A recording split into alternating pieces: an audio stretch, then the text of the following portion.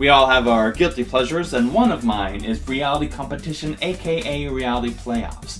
I'm talking about shows like Project Runway, Ink Master, Face Off, not Flavor of Love. Shows where they force contestants off one by one to a series of wacky challenges. Now, a lot of these shows have unending seasons, allowing for a perfection of the formula as they go to more and more extremes to try to keep the show interesting.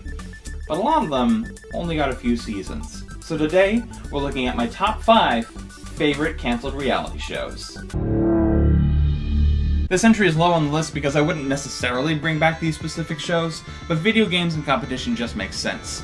WCG Ultimate Gamer set out to find the best all-around gamer, and my much less preferred Sony's The Tester set out to find the next quality assurance monkey for PlayStation. But both Ultimate Gamer and The Tester supplement actual video game playing with shoehorn challenges that technically relate to video games. Kinda? 23 elite gamers. These are usually pretty silly and I don't think are all that necessary when you have these really cool and well-made video games waiting in the background. Hopefully with the wider acceptance of esports, this kind of show would be easier to achieve and would focus more on actually playing the video games and playing them seriously. The Quest. Live the fantasy. The Quest is notably different than a lot of reality playoffs in that it combines a reality show with a fantasy movie of the same quality that you would find on the Sci-Fi Channel. Most reality shows script in challenges, but these guys make a whole fantasy narrative around it. Yeah, they actually made a little story and world for the contestants to LARP around in, and they were all really into it. I mean, really into it. I gotta get ready to battle.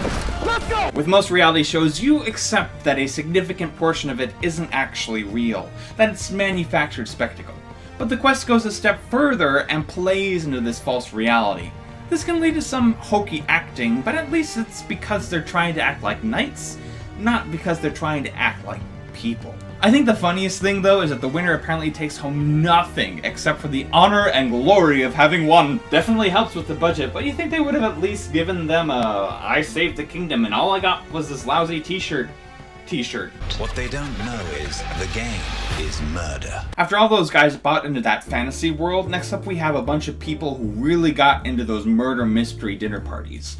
The players have to decide how Mr. Body was offed based on clues and exchanging information, but the person who gets the most wrong is the next victim.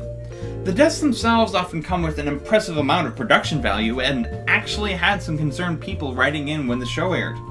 Yep. Just like the Quest, the contestants are all playing along with the narrative and accept that the next schmuck actually died, and the whole campy tone is tied together with the host, Gildart Jackson, who plays the comically sinister butler. And I think the mysteries themselves are the right difficulty for a reality show. Plus, if you figure it out, you get to gloat over all those contestants who are on the literal chopping block. Mole. Noun. A spy. Hosted by the charismatic Anderson Cooper, the Mole set up strangers from various walks of life, not against each other, but working together to build up the prize pot. Except for one. The show was essentially the longest test of a poker face, as one person was planted to work against the contestants and limit the money they earned, all while not giving him or herself away. And the players get eliminated if they can't figure out who the mole is and remember details of what they did throughout that week's episode. The show also limits the clues it gives the audience about the mole, making it a much headier version of whodunit for both the players and the audience. Even when I was too young to get what was going on, I could tell this was a really cool setup for a show. It's probably the most sophisticated reality show I've seen, and I think the genre could use more of that. Who is the mole? Hello, my name is Val. Solitaire holds a special place in my heart. The show puts 9 people in isolation pods and subjects them to limited food and sleep, all while being forced to their physical and psychological limits with grueling tests. These experiments are also the backbone of the show because the first person who quits the test gets sent home. But you have no idea if anyone else has quit before you.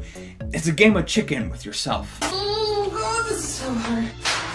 The show's host is a computer character with a soothing voice, Val, a distant cousin, I'm sure. She puts this all together to experiment with her subjects in order to learn more about how humans work. That's a cool setup! And looking at testimony from a former contestant, it sounds like the show really does keep the contestants in the pods the whole time, with the final 2 being in there for about a week and a half. But as you may have guessed, my main reason for wanting to bring back Solitaire is so I could compete in it. I would love to be able to say that I tested my mettle in this really weird circumstance. Although the lack of food and sleep would be a bummer. Anyway, that's my short list for the day, and if you'll excuse me, I have shows to binge.